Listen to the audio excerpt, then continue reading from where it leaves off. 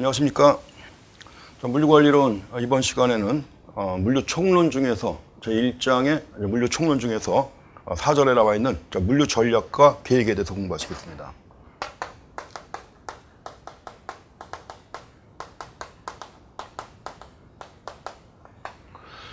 물류 전략이 나왔는데 그 물류 전략이라고 할 때는 목표를 달성하기 위한 그 방법이죠.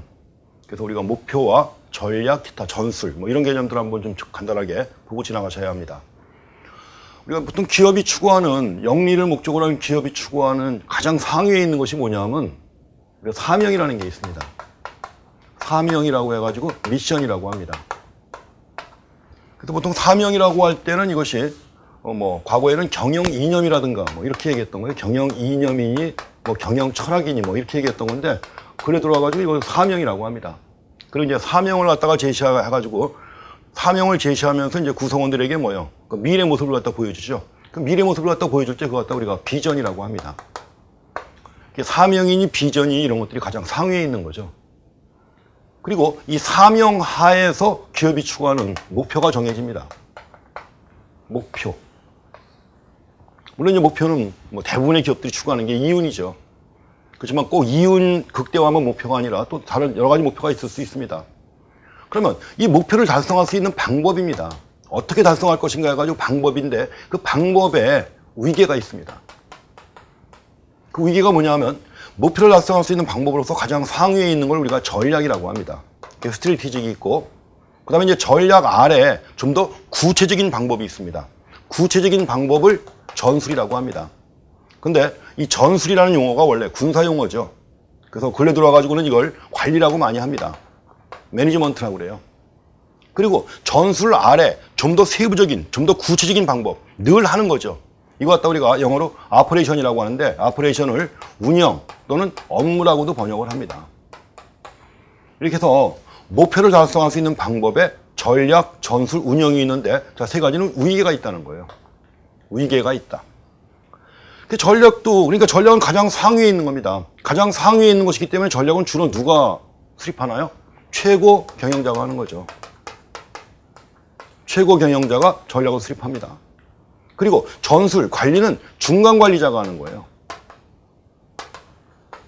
마지막으로 운영이나 업무 같은 것들은 현장 책임자 또는 하위 경영자가 하는 겁니다. 가장 낮은 수준에 있는 매니저가 하는 거죠. 그래서 현장 책임자 또는 하위 경영자가 이걸 담당합니다. 그래서 수준에 따라서 이런 것이 있고 그 다음에 기관도 다르죠. 되게 전략은 쉽게 안 변하죠. 목표가 변화하지 않는 한 전략은 쉽게 안 변합니다. 그리고 이제 글로벌 경제 환경에 아주 큰 변화가 있다거나 이럴 때 전략이 바뀌는 거예요. 아니면 또 경쟁자가 또 갑자기 잘 나간다든가 이럴 때 전략이 바뀔 수 있는 것이기 때문에 전략은 되게 장기적으로 수립이 됩니다. 그리고 전술은 좀 더 세부적인 방법이니까 여러 가지 조금의 환경 변화가 있어도 전술은 바꿔야 되는 거죠. 전술은 보통 중기 내지는 단기적으로 세웁니다. 중단기적으로. 그리고 운영, 영어도 아퍼레이션이라고 그래요. 아퍼레이션이기 때문에 이거는 늘 바뀌는 겁니다. 그래서 대개는 이거 일상적이다 이렇게 얘기를 합니다. 이렇게 해서 우리가 사명, 목표, 그 다음에 목표를 달성할 수 있는 방법 해가지고 전략과 전술, 운영이 있다는 거 그렇게 봐주시고 그 다음에 이제 이 전략도 또 여러 가지가 있을 수 있는데 그 전략에 대해서 내용 한번 잠깐 보겠습니다. 자, 이 위계는 꼭 확인하시기 바랍니다. 사명 또는 비전이 있고 그 아래 목표가 있고 그 아래 전략, 전술, 운영이 있다는 거. 이 흐름은 좀 확인하시기 바랍니다. 이런 내용들은 이제 우리가 이 정보와 관련해서도 언급이 되죠. 왜냐하면 정보라고 하는 게 의사결정에 필요하기 때문에 정보가 필요한 거죠. 그럼 의사결정이 또 시험에 나오는데 그 의사결정에도 마찬가지로 전략적 의사결정이 있고 전술적 의사결정이 있고 운영적 의사결정이 있어요.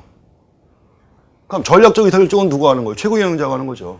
전술적 의사결정은 중간 관리자가 하는 것이고 마찬가지로 운영적 의사결정은 현장 책임자가 하는 겁니다. 그래갖고 여러 군데서 언급되는 내용이니까 이 흐름을 먼저 파악하시고 지나가시기 바랍니다. 그래서 먼저 거기 전략의 정의가 나오는데 전략의 정의는 일반적인 내용입니다. 한 번만 읽어보시면 됩니다.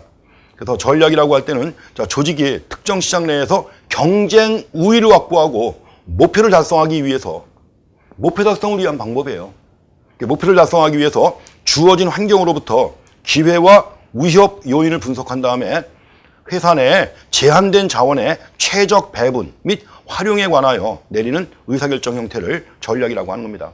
일단 주어지는 환경이 기회인지 위협인지를 갖다 분석을 한 다음에 그 전제하에서 회사가 가지고 있는 경영 자원을 어떻게 최적 배분하고 활용할 것인가, 이에 관한 의사결정을 전략이라고 하는 겁니다.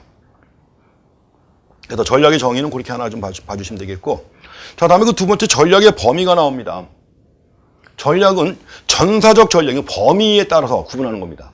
범위를 중심으로 해가지고 전사적 전략이 있고, 그 다음에 회사 내에 또 사업부가 있잖아요. 근데 삼성전자고 할 때는 삼성전자 전체가 있지만 사업부가 여러 개가 있죠. 가전사업부도 있고, 무선사업부도 있고, 반도체 사업부도 있고. 그럼 각 사업부별로 또 전략이 필요하죠. 또 한 가지 전략이 뭐가 있습니까? 기능별로 전략이 필요합니다. 각 사업부 안에도 생산부서, 생산이 있고, 마케팅이 있고, 또 재무, 회계, 인적자원 관리가 있잖아요. 그럼 각각의 또 기능별로, 경영 기능별로 전략이 필요한 겁니다. 이렇게 해가지고, 자, 전략의 범위에서 전사적 전략과 사업부 전략과 기능별 전략으로 구분할 수 있다는 거 체크해 주시고, 먼저 이 전사적 전략이라고 할 때는 글자 그대로 전사적인 거예요. 그래서 기업 전체적 관점에서 비전과 목표를 설정한 다음에 각 사업 분야에서 자원을 최적 배분하고 조정하는 일련의 활동을 전사적 전략이라고 하는 겁니다. 그래서 조직 전체적인 차원의 의사결정이에요.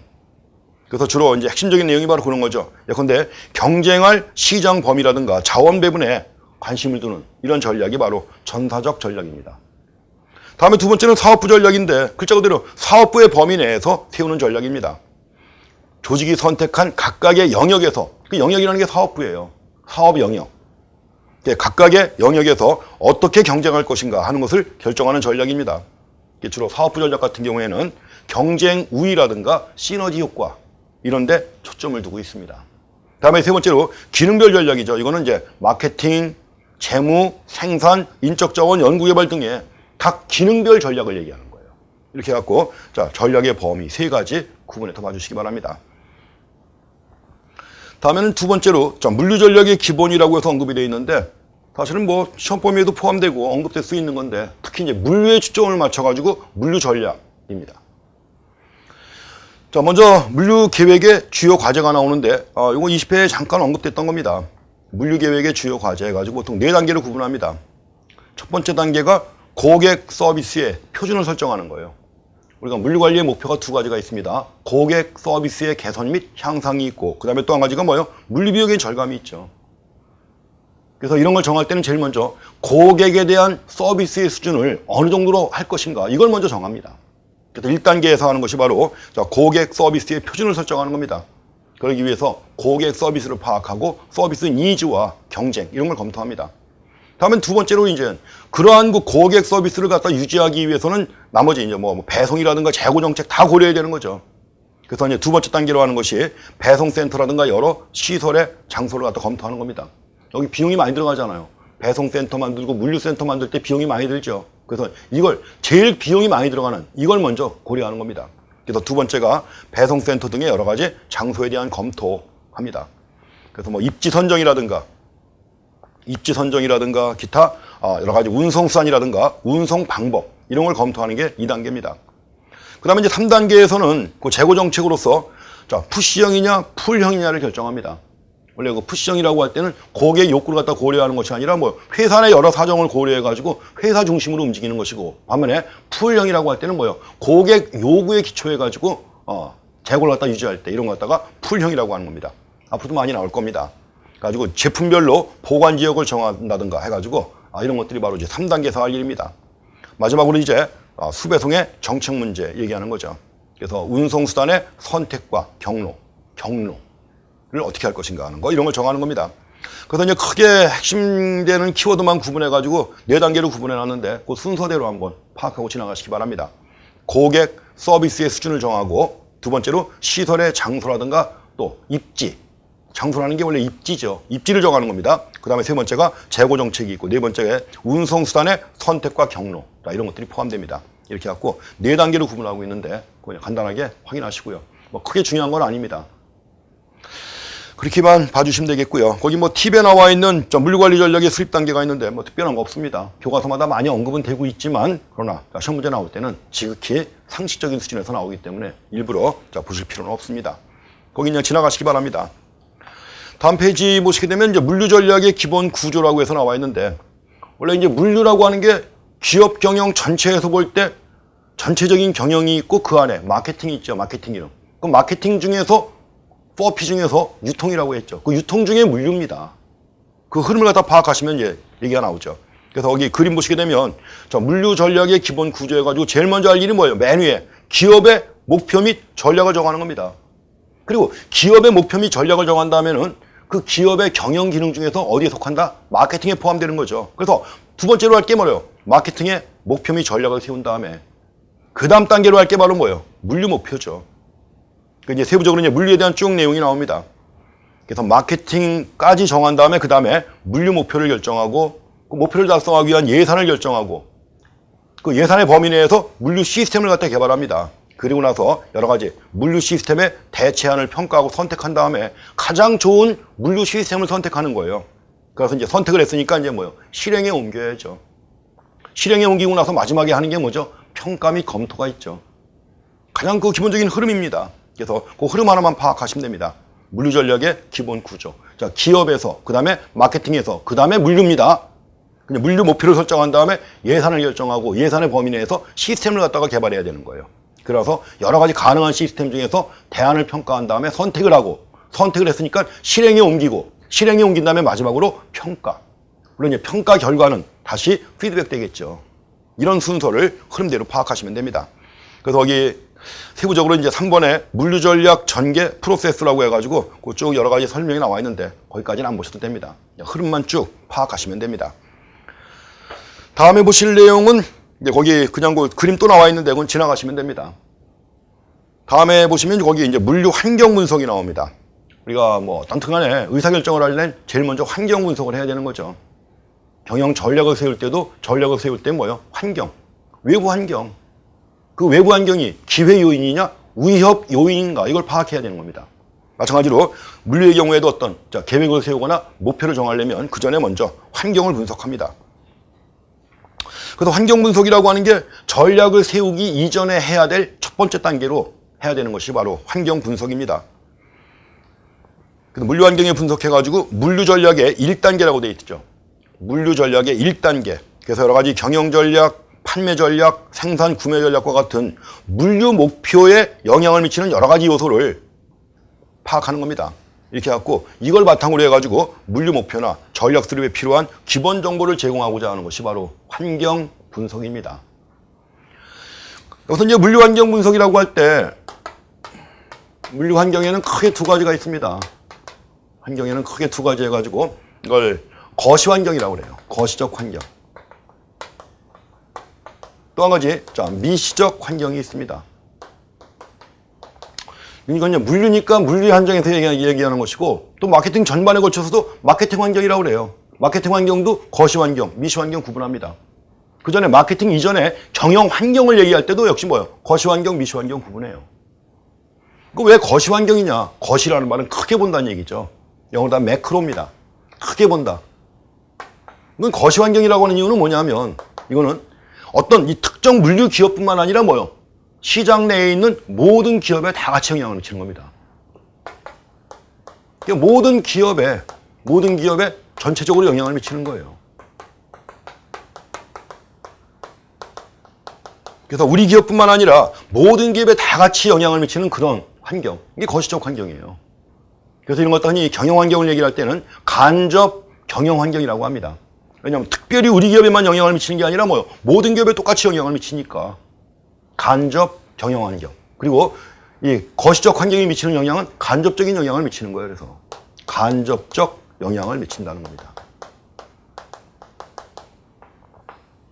보통 거시적 환경 구분할 때 뭐 그런 겁니다. 경제적 환경, 경제 기술적 환경 뭐 합쳐서 얘기합니다. 보통은 경제 기술적 환경. 여러 가지 뭐 근데 FTA가 빠르게 진행되고 있다든가 뭐 이런 것들, 자유무역을 지향하는 것이 전 세계적인 환경이 됐다. 이런 것들이 있죠. 이런 것들이 바로 경제 기술적 환경입니다. 또 기술적 환경도 있죠. IT 기술의 발전이나 이런 것들 다. 또 한 가지 구분하는 것이 사회 문화적 환경을 보통 합쳐서 얘기합니다. 사회 문화적 환경. 여러 가지 사람들의 의식 구조의 변화라든가 생활 양식의 변화 이런 것들 다 포함해서 사회 문화적 환경이라고 합니다. 또 한 가지가 정치 법률적 환경입니다. 여러 가지 법률의 개정이라든가 정치적 환경의 변화 같은 것들, 뭐 미국에서 트럼프가 갑자기 뭐 대통령이 당선됐다 이런 것들 다 정치 법률적 환경이 되는 거죠. 물론 여기다 이제 포함해가지고 또 국제적 환경을 또 별도로 얘기하기도 합니다. 국제적 환경도 얘기하는 경우도 있고 또 예컨대 생태적 환경도 얘기하는 경우도 있고 그래요. 물론 이 세분화하면 다른 데 포함시킬 수 있는 거지만 보통 국제적 환경, 생태적 환경이라고 합니다. 자, 반면에 미시적 환경이라는 말, 이거는 영어로 마이크로라고 합니다. 미시적 환경은 우리 기업에만 영향을 미치는 환경이에요. 그러니까 이건 되게 미시적 환경은 뭐죠? 우리 기업에만 영향을 미치는 것이기 때문에 되게 이건 직접적 영향을 미치는 거죠. 직접적 영향을 미친다. 직접적으로 영향을 미치는 환경. 그래서 자, 미시적 환경에 포함되는 게 바로 뭘까요? 경쟁업자라든가 경쟁자, 경쟁업자, 또 근데 채권자, 주주, 종업원, 회사 내 노동조합 같은 것들이 있죠. 이런 것들이 바로 우리 기업에만 직접 영향을 미치는 환경들이에요. 이런 걸 우리가 미시적 환경이라고 하는 겁니다. 그래서 미시적 환경의 구성 요소가 하게 되면 종업원이라든가 노동조합, 경쟁업자, 채권자, 주주 이런 것들 이렇게 해갖고 크게 물류 환경이라고 했는데 매크로 환경, 마이크로 환경 구분해가지고 확인하시기 바랍니다. 세부적인 내용까지는 보실 거 없어요. 크게 구분하시면 됩니다.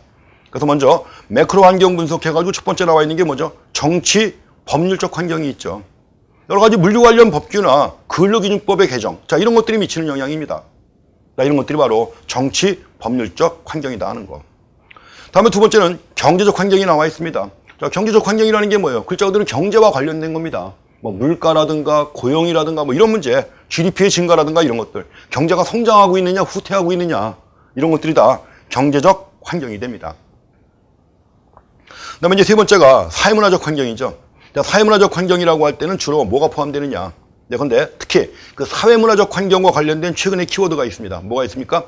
이 비즈니스라든가 아니면 소득 수준이라든가 개성화, 소비자들의 생활 양식의 변화 이런 것들 가지고 특히 그 사회 환경과 관련해 가지고 최근의 키워드가 이 비즈니스, 소득 수준, 개성화, 다품종화, 소량 다빈도 이런 것들 또 중장기적으로 녹색 물류, 물류 보안 이와 관련된 것들이 다 사회문화적 환경에 포함됩니다. 여기 한번 언급된 적이 있습니다. 세부적으로. 그렇지만 크게 확인하시는 게 필요합니다. 다음에 이제 네 번째 기술적 환경이 나와 있죠. 기술적 환경에 가지고 여러 가지 IT 관련된 것들 다 포함됩니다. 경영기술, IT 관련된 것들이 이제 경제적으로 영향을 미치기도 하고 또 사회문화적으로 영향을 미치기도 하지만 직접적으로 IT 관련된 기술 같은 것들은 다 뭐예요? 기술적 환경이라고 합니다. 하드웨어 기술, 소프트웨어 기술 이런 것들. 그래서 이런 것들이 매크로 환경에 포함됩니다. 반면에 마이크로 환경은 뭐예요? 직접적인 영향을 미치는 환경이죠. 그래서 경쟁업자라든가 이런 것들 다 포함되는 겁니다. 그래서 경쟁업자와 환경 분석 나와 있는데 뭐 고객 서비스뿐만 아니라 이제 거점 정책 등등 다 언급되어 있습니다. 세부적으로 뭐 확인하실 건 없습니다. 여러 가지 또 서비스 목표 설정과 관련해가지고 나온 내용들 이런 것들이 다 마이크로 환경. 그래서 여기 나와 있는 이런 것들이 다 마이크로 환경에 포함되는 이런 내용이다 하는 것만 확인하시기 바랍니다. 자, 다음에 이제 물류 계획에 대해서 나와 있는데, 물류 계획 자체는 뭐 별로 중요하지는 않습니다. 우리가 이제 특히 물류와 관련해가지고 계획을 세워야 될 분야가 있죠. 물류 계획이 필요한 분야가 있는데, 대표적인 게 뭡니까? 고객 서비스 수준하고, 항상 이런 거 공부하실 때는 물류 관리의 목표가 무엇인가 하는 것을 먼저 떠올리시면 그와 관련된 겁니다. 첫 번째가 뭐예요? 고객 서비스의 개선과 물류 비용의 절감. 그리고 물류 비용의 절감이라고 할 때 중요한 게 뭐예요? 여러 가지 물류 시설 관련된 것들, 운송수단 관련된 것들 이런 것들이에요. 이런 것들이 바로 계획 분야에 포함되는 겁니다. 고객 서비스 수준, 그리고 시설의 입지, 위치를 정하는 겁니다. 그 다음에 재고 관련 의사결정이 있고 또 특히 운송 관련 의사결정. 우리가 물류의 가장 핵심 기능이 운송과 보관입니다. 운송과 보관이고 그 앞뒤에서 하역이 중요한 거 포장이 있는 거예요. 가장 핵심은 운송과 보관이죠. 그래서 여러 가지 시설 입지, 보관 관련해가지고 재고 관련 의사결정, 또 운송 관련해가지고 운송 관련 의사결정 이런 것들이 자, 가장 핵심적인 물류 계획이 필요한 그런 분야입니다. 자, 이렇게 보시고, 그 다음에 두 번째 물류 계획 시점의 고려 요인 나왔는데, 뭐 특별한 건 없습니다. 물류 계획 시점의 고려 요인 해가지고, 뭐 수요도 따져봐야 되고, 고객 서비스의 수준, 제품 특성, 물류 비용, 여러 가지 가격 정책 함께 고려해가지고, 자, 고려할 요인들입니다. 그 3번에 그 전략 수립 지침이 나와 있는데, 우리가 전략을 수립할 때는 물류비가 여러 가지가 있지 않습니까? 운송비도 있고, 재고비도 있고, 뭐 보관비도 있고, 여러 가지가 있죠. 이럴 때는 각각의 비용별로 비용을 최소화하는 게 아니라 뭐요? 전체적인 총비용입니다. 그러니까 전체적인 총비용을 따져가지고 총비용이 최소가 되는 지점에서 의사결정을 해야 되는 겁니다. 그 관련 내용들이 그동안 시험 문제 몇 번 언급이 됐었던 겁니다. 별건 아닌데 여러 번 나왔던 겁니다. 그래서 거기 전략 수립 지침 중에서 나와 있는 게 바로 기억에 나와 있는 거 있죠. 총비용이 최소가 되는 전략이에요. 총비용이 최소가 되는 전략을 수립해야 한다는 겁니다. 그리고 이제 그 제품에 따른 서비스의 수준을 갖다가 차별화할 필요가 있죠. 이것도 중요한 전략 중에 하나죠. 서비스의 차별화. 그리고 이제 이런 것들을 종합적으로 고려해가지고 혼합 전략을 세우는 거 중요하고, 이것뿐만 아니라 여러 가지 그 지연 전략 기술이라든가 공정 특성, 제품 특성, 시장 특성을 갖다 함께 고려하고, 기타 혼재라든가 자, 표준화 정도 이런 것들을 고려해가지고 전략을 세워야 되는 겁니다. 그래서 그 전략 수립 지침에 나와 있는 건데, 사실은 이 중에서 가장 핵심되는 내용이 시험에 나왔던 내용이기도 한데, 중요한 건 총비용을 최소화하는 수준에서 전략 수립이 이루어져야 한다는 겁니다. 그래서 그 다음 페이지에 그림도 나와 있습니다. 이 그림도 시험 문제 많이 나왔던 거예요. 특히 여기서 이제 운송 서비스와 관련해가지고, 철도하고 트럭, 항공 구분해놨죠. 아주 이제 비용을 따져보니까 여러 가지 비용이 있습니다. 운송비가 있고 재고비가 있어요. 원래 운송비하고 재고비는 반대로 움직인다고 생각하시면 됩니다. 자, 철도, 트럭, 항공 순서로 운송비는 증가하겠죠. 물론 이제 운송비는 증가하지만 속도는 빨라지고 신뢰성은 더 높은 거예요. 철도가 제일 낮고 운송비가 제일 낮아요. 그 다음에 다음 단계가 트럭입니다. 그 다음에 항공이 있죠. 근데 철도는 지정된 구간에만 왔다 갔다 하잖아요. 그렇기 때문에 뭐예요? 자, 속도는 느린 편이죠. 반면에 트럭이 더 빠릅니다. 항공은 더 빠르고요. 그래서 트럭, 철도, 항공 순으로 운송 서비스의 속도가 빨라지고 신뢰성이 높아지지만 운송비는 점점 더 커진다는 거. 반면에 이제 운송비는 커지는 반면에 재고비는 어떻게 돼요? 감소합니다. 이래가지고 운송비하고 재고비를 갖다 합한 총비용, 그 총비용이 최소가 되는 지점에서 전략을 수립해야 한다는 거. 그 점 한번 체크하고 지나가시면 되겠습니다. 다음에 4번에 나와 있는 얘기인데, 그 물류계획의 수립이라고 나와 있습니다. 물류계획에 수립해가지고 최근에 2번 출제가 된 건데, 물류계획을 세울 때 앞에서 말씀드린 것처럼 전략이 있고 전술이 있고 운영이 있다고 그랬죠. 그럼 이제 핵심적인 물류관리 영역별로 봤을 때 적어도 전략이라고 하면 어느 정도 수준의 것이 전략이냐, 그럼 어느 정도 수준은 전술이고 어느 정도의 수준이 운영인가 하는 거 있죠. 이걸 구분하는 겁니다. 이걸 구분하는 문제가 시험 문제 한번 나온 적이 있어요. 2번 나왔습니다. 근데 여기 지금 한글로 이렇게 그 표를 만들어가지고 한글로 써놨지만 시험 문제는 영어로 나왔습니다. 박스 안에 영어로 쓰여 있던 거예요. 그리고 이 내용이 이제 자, 물류학 원론이라고 하는 교과서가 하나 있습니다.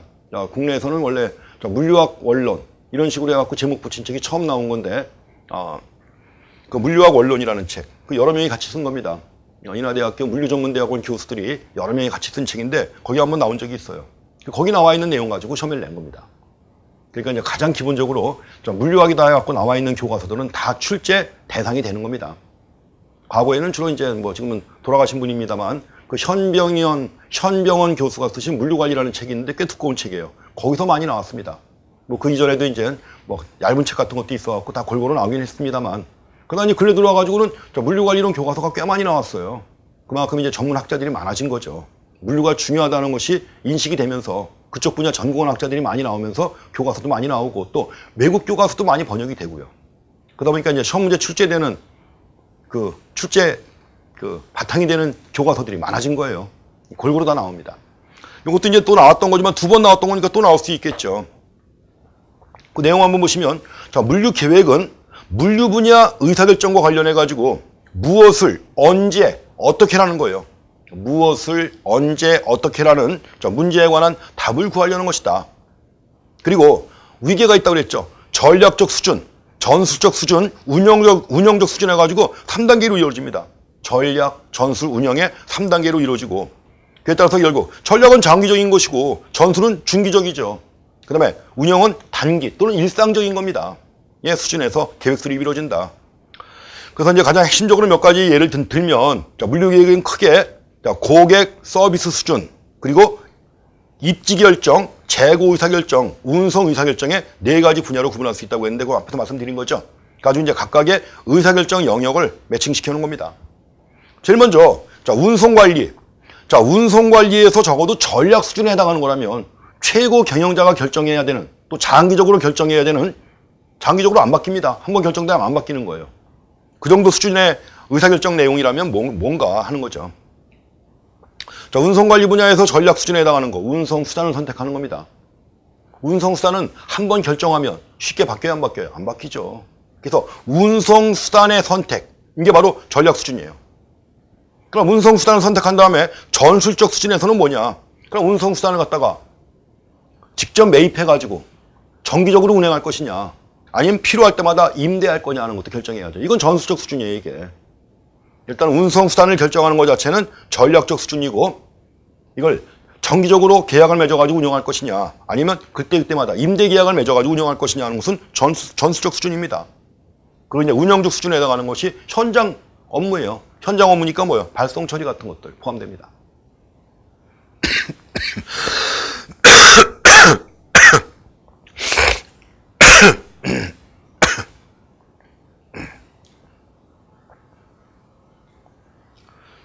자, 다음에 두 번째 의사결정 영역에 해당하는 게 재고관리. 그러니까 재고관리라면 전략 수준에 해당하는 게 뭘까요? 보관 위치를 정하는 겁니다. 로케이션 위치. 이게 바로 전략적 수준의 의사결정이에요. 그래서 이제 두 번째로 전술적 수준에서는 안전재고 수준을 갖다 결정합니다. 안전재고를 얼마나 보유할 것인가 하는 거. 이것이 전술적 수준에서 결정해야 할 일이고, 그 다음에 이제 늘 하는 일은 뭐예요? 주문 충족이죠. 주문 충족 또는 채우기. 이 정도가 바로 운영적 수준에 해당한다는 겁니다. 그 다음에 이제 세 번째로 창고 관리인데, 창고 관리와 관련해서 전략적 수준에 해당하는 것은 뭐죠? 레이아웃 설계입니다. 창고 설계 한번 바뀌면, 한번 결정되면 쉽게 바뀌나요? 안 바뀌죠. 그래서 레이아웃 설계, 이게 바로 이제 전략적 수준에 해당하는 것이고, 그 다음에 전술적 수준에서는 뭐예요? 공간 이용 및 활용도를 정하는 거, 이런 것들이 전술 수준에서 행하는 겁니다. 마지막으로 이제 운영에서는 뭐예요? 오더 피킹. 창고 관리와 관련해서 주문이 있게 되면 피킹해야 되는 거죠. 그때. 오더 피킹 같은 것들은 늘 하는 겁니다. 일상적인 거예요. 이게 바로 운영 수준이라는 겁니다. 자, 이렇게 해서 그 각각의 의사결정 수준을 파악하셔야 됩니다. 이게 전략적 수준에 해당하는 것인지, 아니면 중간 관리자가 해야 하는 전술적 수준인지, 아니면 운영적 수준인지, 이걸 파악해 보시는 거예요. 자, 이렇게 해서 어쨌든 간에 시험 문제 나왔던 거니까 이거 신경 쓸 수밖에 없는 겁니다. 한번 더 확인하시고요. 다음에 이제 5절 보시게 되면 물류의 최근 경향이 나옵니다. 그냥 최근 경향이라고 해서 여러 가지가 그냥 다 나와 있는데, 그러니까 최근에 등장한 물류와 관련된 새로운 이슈들이라는 얘기입니다. 근데 이게 시험 문제 그동안 또 꾸준히 나오고 있는 겁니다. 하나하나. 여기서 그냥 간단하게 이런 것들이 최근의 경향이라고 나오고 있지만, 여기에 관한 세부적인 내용들은 뭐예요? 뒤에 가면 또 자세히 나옵니다. 이것이 최근에 강조가 되는 물류의 최근 경향이다 하는 겁니다. 자, 첫 번째 나와 있는 게 뭐죠? 이 로지스틱스가 나와 있습니다. 이 로지스틱스. 그니 우리가 정보, 전자물류라고 하는데, 물론 앞에 이자가 들어갑니다. 일렉트로닉이죠. 전자 기반이고, 전자 기반이니까 결국 뭐예요? 인터넷 기반이에요. 그러니까 인터넷 기반일 때 이라는 표현을 지금 대부분 다 집어넣습니다. IT가 기반이 돼가지고 나온 인터넷 기반의 물류. 이게 바로 이 로지스틱스입니다. 이건 뭘 얘기하는 거냐 하면, 지금 나와 있는 이 로지스틱스는 자, 사자물류하고 한번 잘 생각해 보세요. 사자물류.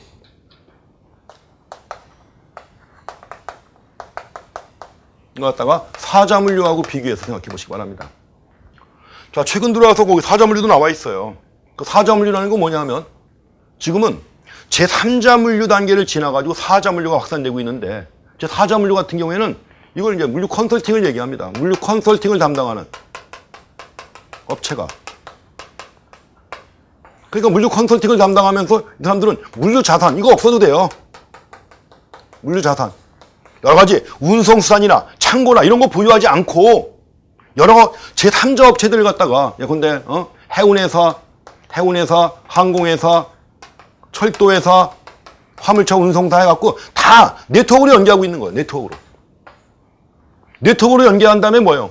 최적의 물류 경로를 설계한 다음에 거기에 맞춰서 물류 업무를 갖다가 컨설팅해 주는 거예요. 비용을 최소화하면서 고객 서비스를 갖다가 개선할 수 있는 방법으로. 그러니까 이게 제4자 물류업체예요. 그래서 제4자 물류업체를 갖다가 이제 우리가 퍼스트PL이라고 합니다. 이게 바로 여기에 해당하는 거죠. 왜냐면 다 네트워크를 구성한 거예요. 인터넷 기반으로 해가지고 네트워크를 구성해가지고 가장 효율적인 물류 활동을 하고자 하는 겁니다. 그래서 그걸 염두에 두고서 한번 보시면 되겠습니다. 그래서 이 로지스틱스 나와 있는데, 자, 설비나 트럭 없이 물류 자산을 갖고 있질 않아요. 그러니까 설비나 트럭 없이 기존의 창고 및 운수업자들을, 창고업자, 운수업자, 제3자 물류업자들이죠. 제3자 물류업자들을 실시간 네트워크로 조직화한 겁니다. 이렇게 해가지고 가상 공간에서 최적의 물류 서비스를 실행하고자 하는 이런 걸 갖다가 이 로지스틱스라고 하는 겁니다. 인터넷 기반이에요. 그래서 이제 거기에 지금 정의를 내리면서 설비나 트럭 없이 기존의 창고 및 운수업자들, 제3자 물류업자들을 실시간 네트워크로 조직화한 거죠. 가지고 가상 공간에서 물류 서비스를 제공한다 이렇게 되어 있는 겁니다. 그러니까 여기에 대한 세부적인 설명들을 갖다 이제 아래 2, 3, 4, 5번에 쭉 나와 있는 거예요. 자, 별거 아닌데 그걸 한번 읽어보시죠. 그래서 2번 보시게 되면 실시간 네트워크 조직화한다고 그랬죠. 실시간으로 네트워크 조직화한다고 그랬습니다. 그래서 운송하는 상품 정보를 디지털화하고 상품 유통의 전 프로세스를 갖다가 디지털화합니다. 그러고 나서 위치 정보라든가 메시지 전송기기에 의한 차량의 네트워크 단말화 이런 것들을 다 조직화하는 거예요, 전체를. 그리고 주의할 것은 뭐냐면 거기 3번에 나와 있지만 화주나 창고 차량과 네트워크로 연결은 되어 있지만 물적으로 소유하는 것은 없다고 그랬죠. 말씀드린 것처럼 물류 자산 가지고 있지를 않아요. 창고도 안 갖고 있고 운송수단도 안 갖고 있는 거예요. 그러면서도 서비스를 종합적으로 제공하는 거죠. 그러면서도 토탈 서비스 제공하는 거예요. 이게 네트워크 형성됐기 때문에 가능한 것이고, 네트워크 형성되게 된 중요한 배경에 뭐가 있어요? 인터넷이 있죠. 그렇게 해서 이 로지스틱스 그 정도 파악하시면 됩니다. 자, 다음에 이제 두 번째로 공급 사설 관리도 물류의 최근 경영이죠. 2000년대 이후에 등장한 최근 경영입니다. 공급 체인 관리, 뭐 공급 망 관리라고도 하고 공급 사설 관리라고도 합니다. 근데 최근에 보면 가장 많이 쓰는 번역어가 공급 사설 관리가 또 제일 많이 쓰이고 있습니다. 이제 공급 망이라고 할 때 망은 좀 약간 좀 번역어가 약간 좀 후진적인 이런 느낌이 드니까 뭔가 좀 더 멋있는 용어 해가지고 공급 사설 관리라는 표현이 제일 많이 쓰이고 있습니다. 말씀드린 것처럼 미국 물류관리협의회에서 옛날에 얘기하던 물적 유통이라는 개념을 갖다가 이제 로지스틱스 단계를 지나가지고 SCM으로 확대해서 정의하고 있습니다. 지금은 미국에서는 아예 뭐예요? 물적 유통이라는 표현을 안 써요. 그냥 SCM이라고 써요. 그 물적 유통이 바로 SCM이다 이거죠. 그래서 그만큼 이제 공급 사설 구성원들 간의 긴밀한 협력, 실시간 정보 공유, 나가서 협업을 바탕으로 하는 거죠. 이것이 바로 공급사설 관리라고 하는 것이고, 공급사설 관리에 대해서는 맨 뒷분, 중간에도 나옵니다만 맨 뒤에 가서 관련되는 내용들을 갖다가 종합적으로 정리해 봅니다. 그리고 공급사설 관리는 보관 하역론에서도 많이 나옵니다. 다음에 제3자 물류를 도입한다고 나오는데 3자 물류도 사실은 뭐 옛날에 비하면 최근에 이제 이게 물류 전문업체입니다. 그래서 과거에는 기업이 물류를 직접 실시하거나 자회사를 두어서 처리했죠. 그래서 보통 자사물류를 하다가 자사물류, 회사 내 물류부서가 있습니다. 자사물류. 그러니까 회사 내 물류부서가 물류활동을 담당하는 거예요. 그래서 회사 내 물류부서를 갖다가 퍼스트 파티 로지스틱스라고 하는 것이고, 그러다가 물류부서를 독립해가지고 자회사로 만드는 거예요. 근데 자회사로 만들게 되면 자회사는 모 회사의 물류활동뿐만 아니라 다른 기업체의 물류활동도 같이 대행해 주죠. 그래서 그만큼 이제 규모도 커지고 범위가 넓어지는 겁니다. 이게 세컨 파티 로지스틱스고, 그러다가 이게 점점 더 전문화되면 뭐가 되는 거예요? 전문 물류업체가 되는 거예요. 자회사지만 전문 물류업체가 되는 겁니다. 그래서 이렇게 된 것이 바로 물류 전문업체가 서드 파티 로지스틱스고, 그 다음 단계로 이제 이런 것들이 네트워크 형성해가지고 퍼스트 파티 로지스틱스가 만들어지는 겁니다. 그래서 제3자 물류라고 하는 것이 그 사이에 위치한 물류도 하는 겁니다. 그래서 최근에는 물류 부문을 갖다 아웃소싱하는 경향. 그 어지간한 기업 같은 경우에는 물류 활동을 자사에서 안 하고 회사 내에서 안 하고 물류 전문업체에 맡깁니다. 그만큼 이제 뭐 종합 물류 기업으로 인증받은 기업들이 많이 있잖아요, 지금은. 종합 물류 기업. 그런 회사에다가 물류 활동 전부를 갖다 맡기면 알아서 최적의 물류 활동을 수행해 줍니다.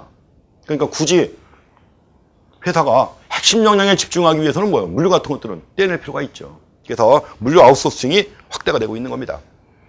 그래서 이번에 나와 있죠. 자, 최근에는 제3자 물류보다 더 진보한 제4자 물류가 등장하고 있다 하는 거 확인하시기 바랍니다. 자, 다음에 최근의 추세 중에 하나가 또 통합 물류 관리도 최근의 중요한 추세 중에 하나입니다. 통합 물류 관리는 시험 문제 최근까지 여러 번 나왔던 겁니다. 일단 통합이라는 말 나오면 전사적이라는 말로 이해하셔도 돼요. 통합적이다, 인트그레이티드 해가지고 나오죠. 통합이다 이렇게 나오면 전사적이다.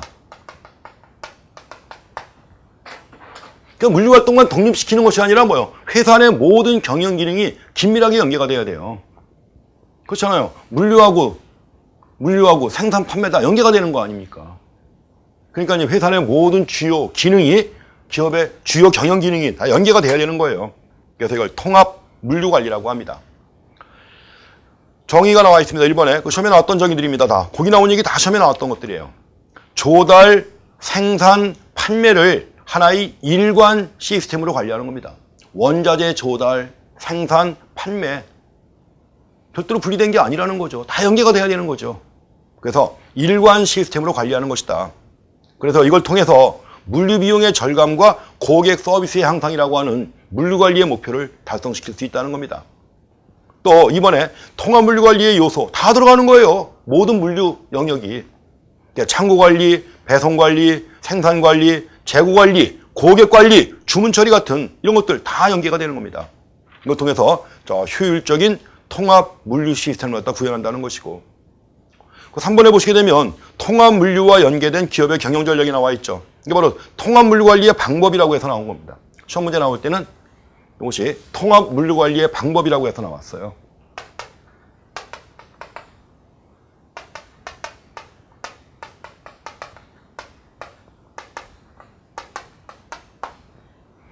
통합 물류 관리와 관련해 가지고 나올 수 있는 방법.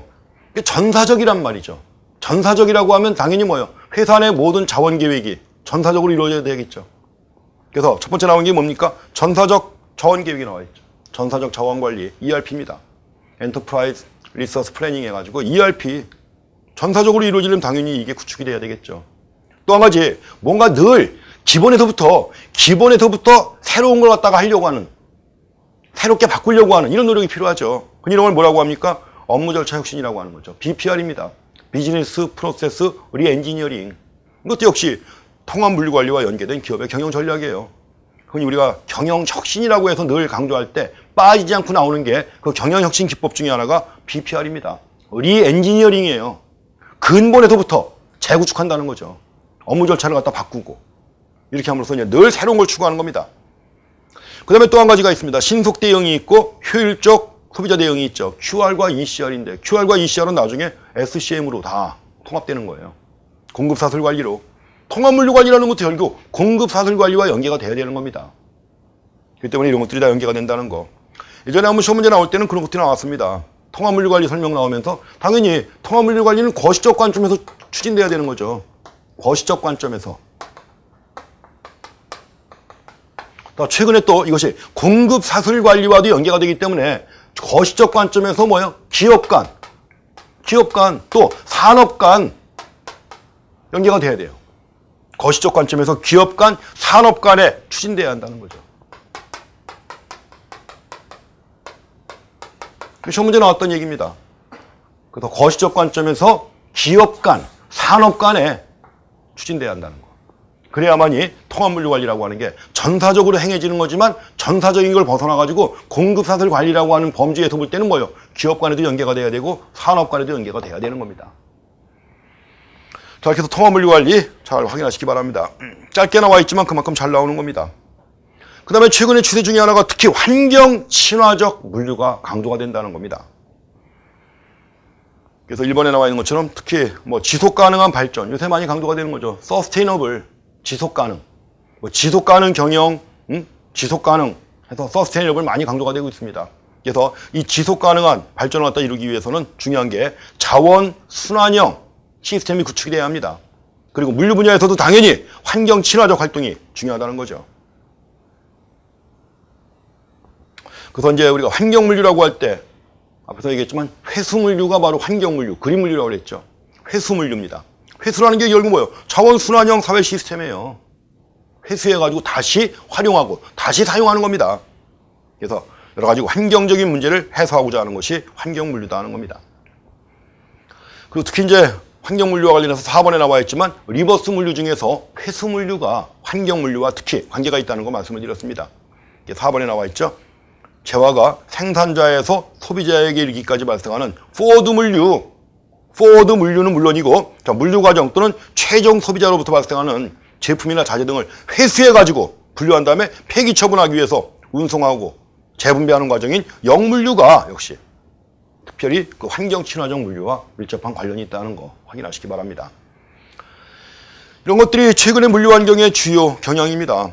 이 로지스틱스, 그 다음에 SCM, 제3자 물류, 통합 물류 관리, 환경 친화적 물류. 최근의 추세입니다. 또 한 가지 중요한 최근의 추세가 있죠. 특히 그 9.11 사태 이후에 등장한 물류 보안에 관한 내용인데 이 물류 보안이 처음에 계속 나오고 있습니다.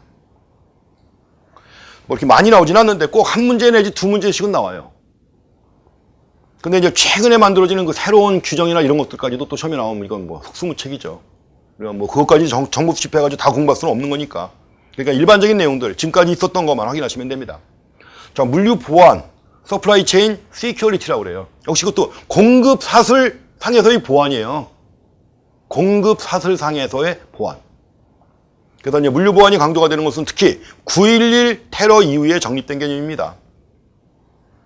그래서 물류 보안이 모든 물류 과정에서 보안 시스템을 구축하는 거예요. 그렇기 때문에 여기 물류 보안이라고 해서 두 번째 나와 있는 얘기가 그거죠. 자, 제품을 생산하는 데 필요한 원자재 공급, 생산, 보관 및 운송, 소비자에게 전달되는 물류 전 구간에 걸쳐서, 물류 전 영역에 걸쳐서 완벽한 보안 시스템을 갖다 구축하는 겁니다. 또 물류 보안이라고 할 때 니은에 나와 있습니다. 니은에 나와 있는 거 보시게 되면 자, 국가 물류 체계 내부는 물론이고 외부에 의도적인 위해 행위를 사전에 방지하거나 또는 위해가 발생했을 때 신속한 사후 복구를 하는 겁니다. 이렇게 함으로써 안전하고 원활한 물류 체계를 확보하고자 하는 것이다. 그래서 그만큼 이제 물류 보안이 강조가 되면서 현재 물류 정책 기본법에서도 물류 보안에 관한 규정이 나옵니다. 나중에 추가된 거예요. 그럼 이제 물류 정책 기본법에서는 물류 보안에 관한 내용을 추가하면서 용어에 대한 정의가 나와 있죠. 법 제2조에 물류 관련 여러 가지 용어에 대한 정의가 나왔는데 그중에 물류 보안에 관한 정의도 있습니다. 그거 한번 보세요. 디귿에 나와 있습니다. 물류정책 기본법에 나와 있는 물류 보안에 관한 정의입니다. 물류 보안은 공항, 항만, 물류터미널 및 물류단지 등 물류시설에 폭발물, 무기 등 위해 물품을 은닉, 반입하는 행위. 그 다음에 물류시설, 장비, 조직, 인력, 정보망 및 화물 등의 위해를 가할 목적으로 행해지는 불법 행위를. 그러니까 위해 물품을 은닉, 반입하는 행위. 그리고 또 불법 행위를 사전에 방지하기 위한 조치예요. 이게 바로 물류 보안이다 해가지고 정의하고 있습니다. 그래서 이제 우리가 물류 보안의 목표는 물류 체계의 전반에 지도되는 공급 체인 전체가 대상이 되는 거예요. 공항, 항만, 물류터미널, 물류단지 등 물류시설뿐만 아니라 다 포함해가지고 물류체계 전반에 대해서 시도되는 의도적인 불법 내지는 위해 행위를 사전에 차단하고자 하는 것이 바로 물류보안의 목표다 하는 것을 확인하시기 바랍니다. 그동안 그 9.11 테러 이후에 다양한 것들이 많이 만들어졌어요.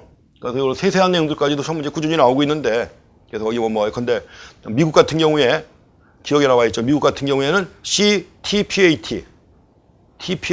그 TPAT라고 하는데 맨 끝에 AT가 나와 있죠. against 테러리즘이에요. 반테러, 이런 거, 대테러, 이런 겁니다. 그 다음에 또 24시간 룰이라든가 이런 것도 만들어졌고, 그 다음에 이제 이렇게, 미국만 하는 게 아니라 이제 전 세계적으로 이제 국제 관련 그 기구가 있잖아요. 뭐 국제해사기구라든가, IMO라고 하는 국제해사기구라든가, WCO라고 하는 세계 관세기구, 이런 데도 영향을 미쳐가지고 또 다른 여러 가지가 만들어집니다.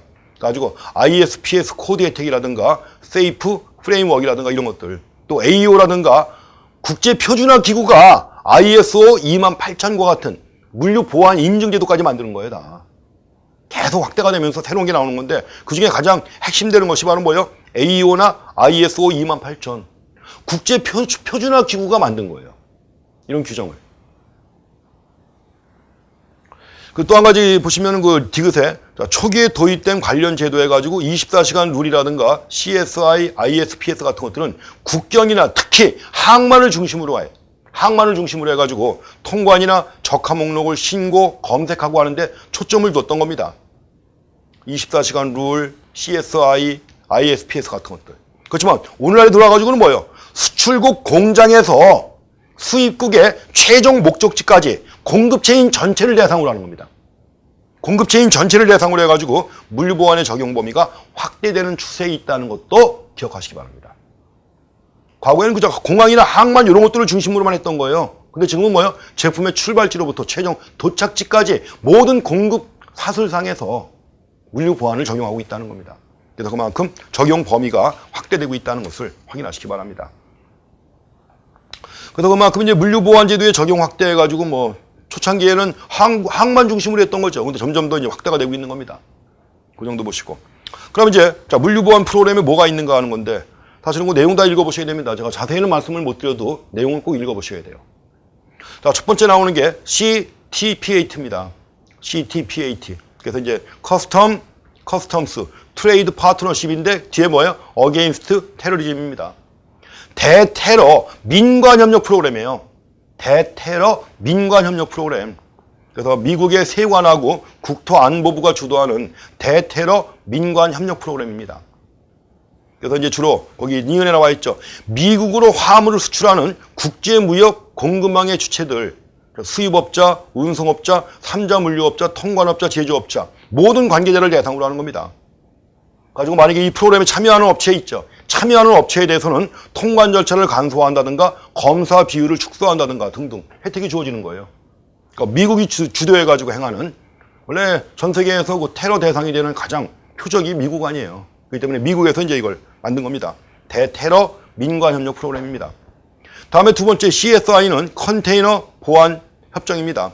컨테이너 시큐리티 이니셔티브 해가지고 컨테이너 안전협정 또는 컨테이너 보안협정이라고 그래요.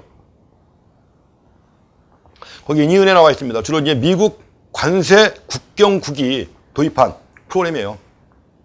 반테러 세관 간의 협력 프로그램. 가지고 위험성이 있는 컨테이너를 갖다 식별해가지고 사전에 검사합니다. 또 위험성이 있다고 판단되면 선적을 보류합니다. 이런 것들. 이런 것들이 CSI에 포함되는 컨테이너 보안협정에 포함됩니다. 그 다음에 3번에 24시간 룰이 있어요. 자, 선적 24시간 전 적합 목록 제출 규칙입니다. 선적이라는 게 뭐예요? 배에다 실는 겁니다. 컨테이너를 배에다 실기 전에 적합 목록을 제출하는 겁니다. 그래서 이것도 이제 앞에서 봤던 CSI의 효과적인 수행을 위해서 도입한 그런 제도입니다. 선적 24시간입니다. 선적 24시간 전에 해당 화물에 대한 적합 목록을 미국 세관에 신고해야 되는 거예요. 그 다음에 네 번째는 트레이드 액트 오브 2002 파이널 룰이라고 하는 게 있는데 한번 참고로 보시고요. 그 다음에 5번에 ISPS 코드가 있습니다. 이건 국제 선박 및 항만 시설 보안 규칙이라고 그래요. 이게 국제 해사기구가 만든 겁니다. 자, 국제 해사기구가 만든 건데 니은 보시게 되면 국제 항해에 종사하는 선박이라든가 국제 항해 선박이 이용하는 부두, 선박, 부두, 정박지 같은 국제 항만 시설을 대상으로 합니다. 그래서 이제 국제 항해 선박의 경우에는 정부로부터 보안 계획 승인이라든가 선박 보안 심사 후에 보안 증서를 받아야 돼요. 이렇게 할 수 있게 만든 게 바로 ISPS 코드입니다. 그 다음에 SFI 해가지고 Secure Freight Initiative 해가지고 화물 안보 협정이라는 게 있고요. 한번 봐주세요. 화물 안보 협정. 그 다음에 또 한 가지 7번에 ISF가 있습니다. Import Security Filing이라고 해가지고 나온 겁니다. 그래서 여기 그 니은에 나와 있는데 미국으로 해상 운송에 의해 수입되는 non-bulk 화물에 대해서 벌크 화물은 뭔지 아시죠? 살화물이라고 하는 거 있죠. 살화물이 아닌 화물에 대해서 신고 당사자인 수입자 또는 수입자의 대리인이 신고할 사항 10가지에다가 운송인이 신고해야 될 2가지 추가해가지고 AMS 전송을 한다고 하는 겁니다. 그래서 10to 룰이라고도 불러요. 10to 룰. 12가지를 신고해야 되는 겁니다. 이런 내용이고. 자, 이런 것들이 다 이제 물류보안 프로그램으로서 그동안 제시된 내용이고, 또 첫 문제 다 나왔던 겁니다. 물론 거기 4번에 트레이드 액트 오브 2002 파이널 룰 같은 것들, 그 다음에 또 SFI 같은 것들은 별도로 안 나왔었지만 나머지는 다 나왔던 겁니다. 뭘 의미하는지, 어떤 나라가 주도가 돼서 한 건지 확인하시기 바랍니다. 다음에 보실 내용이 이제 3번에 물류보안 인증제도예요. 물류보안 인증제도 관련해가지고 ISO 28000하고 AO가 나와 있죠. AO는 또 별도로 시험에 나오기도 했습니다. 요거 하나만 가지고. 그렇게 나오긴 쉽지 않지만 그러나 나왔던 거니까 또 체크해 주셔야죠. 먼저 ISO 28000입니다. ISO가 국제 표준화 기구죠. 우리가 잘 알고 있는 ISO에는 인증에는 ISO 9000 시리즈 해가지고 품질 관련 인증이죠. ISO 14000 시리즈는 뭐죠? 환경 관련 인증이 있죠. 또 ISO 26000 시리즈 해가지고 기업의 사회적 책임에 관한 인증입니다. ISO 28000 시리즈가 바로 뭐예요? 물류보안 인증제예요. 그래서 여기 AO하고 비교해가지고 나왔는데 AO라고 하는 게 정부가 주도하는 물류 인증제입니다. 반면에 ISO 28000은 뭐예요? 민간 기구의 물류보안 인증제도입니다. 그래서 국제표준화기구가 주도해서 제정한 겁니다. 자, 우리나라의 경우도 물론 당연히 도입했죠. 국제표준화기구하고 아주 밀접한 관련이 있기 때문에 2008년도 ISO 28000을 도입한 겁니다. 그래가지고 특히 물류보안 관련 인증제도도 하는 겁니다. 여기서 봐주시고. 다음에 AO가 있습니다. Authorized Economic Operator 해가지고 뭐 번역을 그렇게 해요. Authorized, 권한을 위임받았다는 얘기예요. 권한이 주어졌다. 공인, 경제 운영이라고 합니다. 직역한 거예요. 공인, 경제 운영인. 그래서 원래 AO라고 할 때는 WCO 해가지고 세계 관세 협의회죠. WCO 해가지고 그 공급사슬 보안 기준을 준수하며 해당국 세관이 인정하는 재화의 국제 이동에 관련된 당사자입니다. 공인된 경제 운영인이에요. 그래서 이제 공인된 경제 운영인이 될 수 있는 것은 누구냐? 거기 제조업자, 수입업자, 통관 중개인, 운송업자, 운송 주선업자, 중개 무역업자, 항만, 공항, 터미널 운영인, 복합 운송업자, 창고업자, 배송업자입니다. 그래서 이제 세계 관세기구에서 공인한 무역 공급망의 구성원으로 각국 세관에서 자격을 심사해가지고 공인을 합니다. 공인을 하고 각국 세관 당국 간에 MRA를 갖다가 체결해가지고 AO 공인을 받은 업체가 있죠. 그럼 이제 자국이나 체결 상대국에서 동등하게 자격이 인정되는 거예요. 그래서 통관상의 혜택을 받게 됩니다. 자, 우리나라 경우도 이제 물류보안을 강화하기 위해서 종합인증우수업체라고, 이게 AO예요. AO를 갖다 국내에서 종합인증우수업체라고 해가지고 그 제도를 갖다가 시행하고 있습니다. 두 가지 확인하시기 바랍니다. 또 나올 수 있습니다. 그 다음에 이제 컨테이너 보안 기술이 18회 때 한번 나왔습니다. 컨테이너 보안 기술. 여기 차량이나 선박 추적에 활용되는 물류정보 기술인데 RFID 있죠, 주로. RFID를 컨테이너 추적에 적용하고자 하는 겁니다.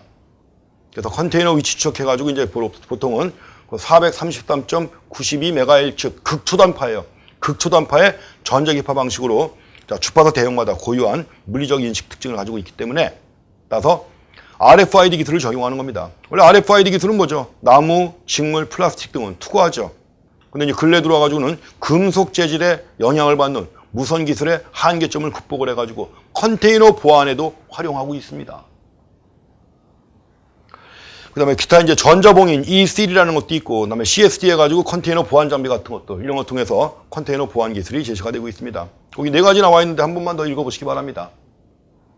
그 다음에 우리나라의 물류보안 실태가 나왔는데 어쨌든 간에 아까도 얘기했지만 ISO 28000 시리즈 우리나라도 도입하고 있다는 거 확인해 주시고, 또 AO 제도가 종합인증우수업체라고 해가지고 현재 도입하고 있다는 거, 그런 것들은 꼭 체크하고 지나가시기 바랍니다. 다음에 마지막으로 이제 전자상거래 시대인 물류라고 해서 나와 있는데 전통 상거래 방식하고 전자상거래 방식하고 비교하는 내용입니다. 근데 뭐 특별한 거 없어요. 시험 문제 몇 번 나왔었지만 지극히 상식적인 내용입니다. 우리가 전자상거래 시대라고 할 때는 시공간에 제약이 있나요, 없나요? 당연히 없죠. 그런 것들입니다. 또 항상 실시간으로 정보 교류가 이루어지는 이런 형태고, 이런 것들을 갖다 제시해가지고 시험 문제 내긴 합니다. 그렇지만 이제 시험 문제 나오긴 했지만 지극히 상식적인 선에서 나왔던 얘기입니다. 그래서 여기 1번에 전자상거래 시대인 물류라고 나와 있는데 한번 1번 보시고, 특히 이제 중요한 게 3번 보시게 되면 전자상거래 확산이 다품종, 다빈도, 소량 운송으로서 물류 수요를 변화시켰다는 거. 다품종, 다빈도, 소량 운송. 그 또 한 가지 4번에 아웃소싱. 자, 물류 아웃소싱하고 이 로지스틱스가 확대됨으로써 또 공급 체인 관리의 필요성 이런 것들이 물류에 영향을 미친 겁니다. 확인하시고. 그리고 또 6번에 전자상거래 물류의 과제는 주문의 수의 급격한 증가에 대한 대비, 아웃소싱의 증대, 온라인 추적 체계 구축, 글로벌 배달 체계라든가 주문 시스템과도 밀접하게 연동이 돼야 한다는 거죠. 그런 점들을 확인하시기 바랍니다. 거기 두 가지 표로 만들어서 비교해 놨는데 전자상거래 방식이라고 나와 있는 것만 한번 읽어보시기 바랍니다. 거래 대상 지역이 전 세계 글로벌 시장이라고 하는 거. 거래 시간도 24시간입니다. 시간과 장소의 제약이 없는 이런 거예요. 그래서 항상 실시간 정보 교류가 이루어지면서 그만큼 이제 거래도 확산이 되는 거고. 그래서 전자상거래 방식해서 그 특징만 한번 확인하고 지나가시면 됩니다. 한 번만 보시면 돼요. 자, 이제 물류 총론해가지고 제1장에서 여기까지입니다. 정리해 보셨고, 이제 다음 시간에는 물류 합리화에 대해서 공부하시겠습니다. 자, 수고했습니다.